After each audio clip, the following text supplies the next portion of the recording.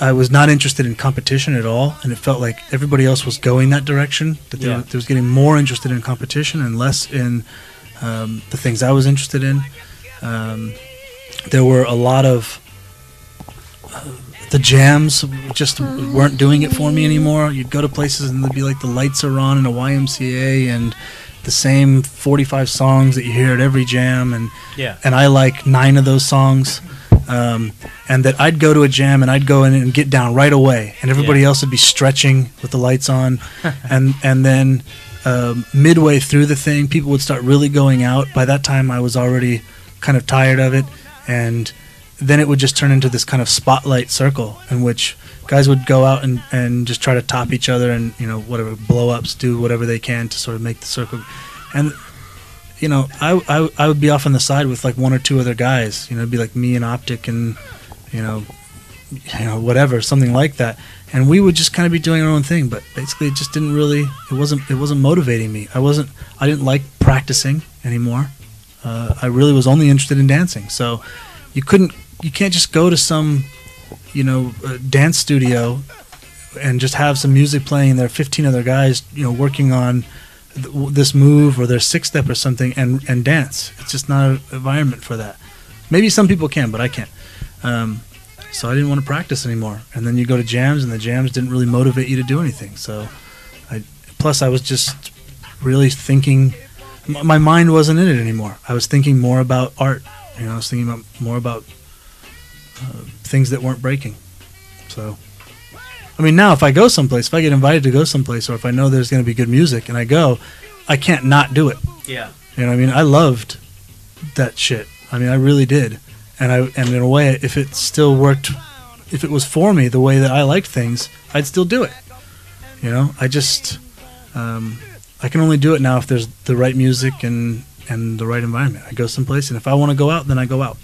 And most of the time I don't. One thing that, you know, Sumo, who talks highly about you. Very Sumo, kind. probably one of the best in San Diego. He always said that, you know, Joey Gold kind of showed us that you don't have to dance to breaks all the time, and you could b-boy to other types of music. You know, not necessarily just break beats, you know. And I also agree with him on that half. I do too, and but there's a couple things here. Is that one? There's already a misconception there that break beats somehow are one kind of music. Yeah. That's what's so great about break music, is that you have a record that's like, it's Bob James, that's jazz. Yeah. Then you got like an Afro-Cuban record. Then you got like a Thin Lizzy record. Yeah. You know, I mean, breaks were never, they were never one style of music. Yeah. And it's my opinion or my theory that what makes the dance what it is, partly, is the music that created the dance. I don't think, especially in the case of this kind of dance or most street dances, that somebody makes a dance and then they're looking for the right music to put it to. Yeah. I think what happens is something changes in the music scene in general. Yeah. And then all of a sudden, people want to do something to it. But the old dances, like say early rock and roll, the swing dance that came into early rhythm and blues doesn't fit anymore. So you got to change the dance a little bit. Yeah. And the same is true to me of that you had all these like funk records and Soul Train records, and that's what people are dancing to, okay? Yeah. And you look at top rock, and it's very similar. It's just the opposite step, okay? Between that kind of temptation back step. Yeah. And that's what's happening in this sort of Soul Train, like funk, R&B, salsa kind of community, okay? That's what's happening.